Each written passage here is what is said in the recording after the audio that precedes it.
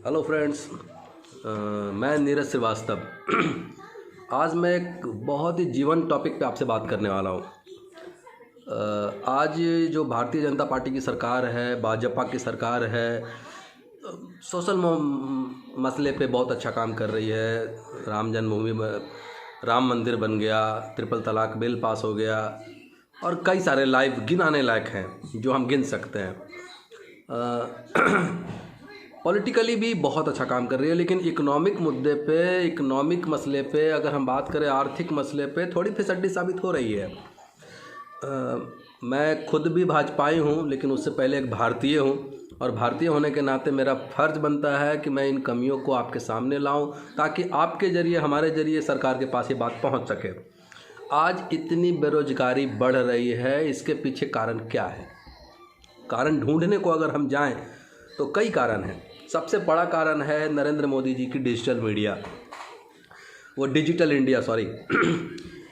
आप सोचो कि आज बैंक में वैकेंसीज़ कम आ रही है, बैंक की वैकेंसीज़ कम आ रही है क्योंकि बैंक में पहले एक मैनेजर होता था, एक पीओ होता था और 4-5 क्लर्क होते थे, कैशियर होते थे, काम था। 4-4 विंडो होते थे, लोग लाइन लगाए हुए रहते थे। तो बैंक में, एक बैंक को चलाने के लिए मिनिमम 5-6 बंदों की ज़रूरत होती थी। गार्ड है, पुलिस है, तो मिनिमम 5-6 बंदों की ज़रूरत होती थी। लेकिन आज क्या? आज एटीएम आ गया, पैसा बाहर से निकाल लो आप। सीडीएम आ गया, पैसा बाहर में जमा कर लो आप। पासबुक प्रिंट करने की मशीन बाहर ही आ गई, सब इलेक्ट्रॉनाइज हो गया, सब कुछ कंप्यूटराइज हो गया। आप बाहर ही कर लो। तो बैंक जाओगे किस काम के लिए? रोज़ रोज़ तो खाता नहीं खुलवाएंगे ना आप। तो बैंक जाना आना कम हो गया, बैंक से लोड कम हो गया, बैंक में वैकेंसी क्रिएट ही नहीं हुआ, बैंक में वैकेंसी आ नहीं रही है। यानी गवर्नमेंट वहाँ से अपना काम तो कर ली, सरकार पैसा तो बचा ली, लेकिन बेरोज़गारी बढ़ गई। चलिए दूसरे टॉपिक पे बात करते हैं हम लोग।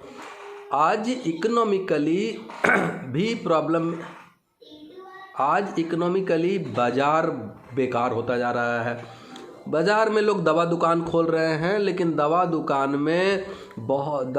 में जो दवाई 100 रुपये की आ रही है, चूँकि उनको सारा लागत लेकर के दवा का खरीद मूल्य है, दवा का जो दुकान में रखने का किराया है, स्टाफ का पेमेंट है, उन सब को ले करके उसके बाद उसका अपना सरप्लस प्रॉफिट भी है, सबको लेके अगर 100 रुपये की आ रही है, तो आजकल ऑनलाइन यूट्यूब पे या फिर आजकल ऑनलाइन बहुत सारे ऐसे दुकान, दवा की कंपनीज हैं जो दवा को 20% लेस पे दे रही है।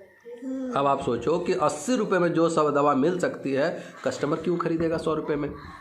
तो जो ऑनलाइन दवाइयाँ मिल रही हैं, उसकी वजह से बहुत सारे दुकान वालों की, दवा दुकान वालों की बोलती बंद है, दवा दुकान वालों की चलती बंद है, दवा दुकान चल नहीं रहा, तो वहाँ से वो लोग बेरोज़गार हो रहे हैं। चलिए एजुकेशन की बात कर ले। बहुत सारे लोग बेरोज़गार हैं, शिक्षित हैं, वो ट्यूशन पढ़ा रहे हैं, कोचिंग चला रहे हैं, वो अपना काम कर रहे हैं, वो पैसा कमा रहे हैं, लेकिन फिर यूट्यूब चैनल्स, बायजूस और वेदांतु, बहुत सारे ऐसे चीज़ें हैं जो पढ़ा रहे हैं। अब लोगों को सस्ती रुपए में 10 रुपये 20 रुपये, बहुत कम पैसे में बेस्ट फैकल्टीज़ से पढ़ने को मिल जा रहा है।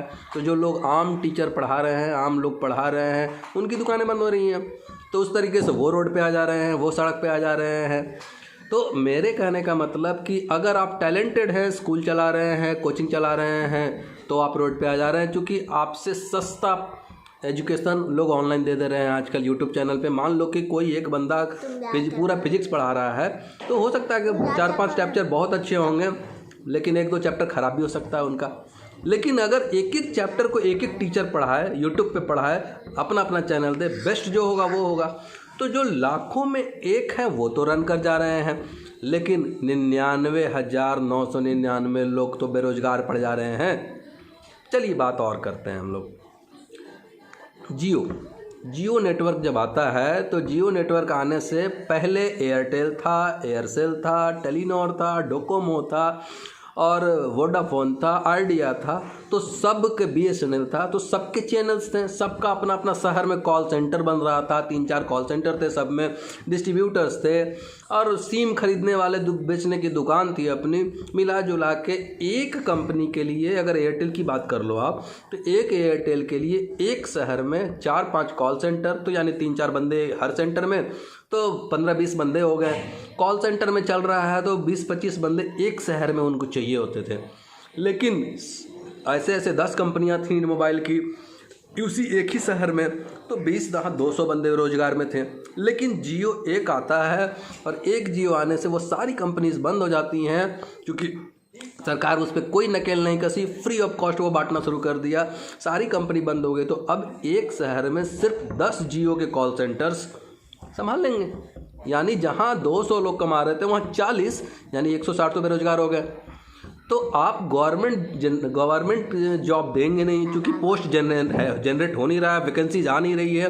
क्यों नहीं आ रही है? क्योंकि वैकेंसीज है ही नहीं।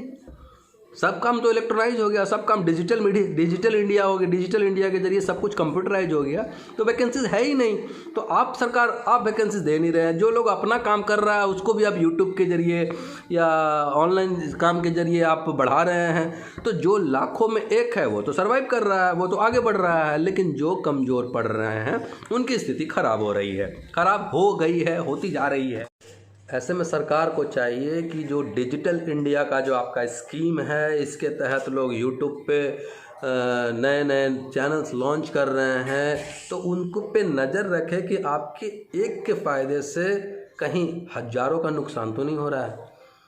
क्या ऐसा तो नहीं हो रहा है कि एक चैनल बनाने वाले या एक दवा कंपनी वाले या एक एजुकेशन बांटने वाले लोग अच्छा कर रहे हैं, लेकिन जिनके पास उतनी स्किल नहीं है, गाँव में छोटी छोटी जगह पे वो कमा रहे हैं, अपना भरण पोषण कर रहे हैं, 10-12 लोगों को पढ़ा रहे हैं, उनके लिए, या फिर 10 दवाई दुकान खोले हुए हैं या छोटे छोटे काम कर रहे हैं, उन पे कहीं घास तो नहीं गिर रहा है, कहीं उनकी स्थिति भयावह तो नहीं हो रही है।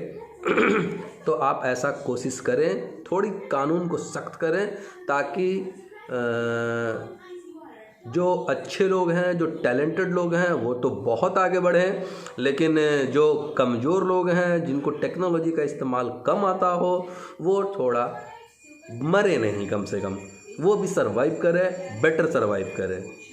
जी।